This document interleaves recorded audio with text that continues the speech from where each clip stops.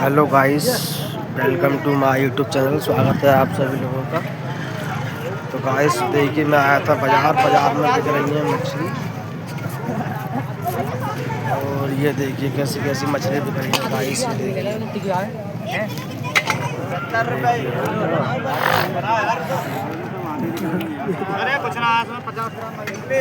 ये देखिए गाइस, मछली बिक रही है यार, सब में मछली बिक रही है। ये देखिए, ये देखिए क्या भाव दिए भैया?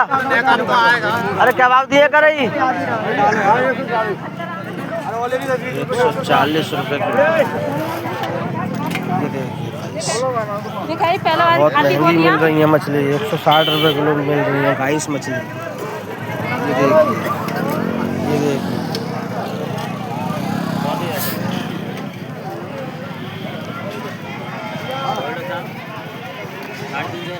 ये देखिए बाजार।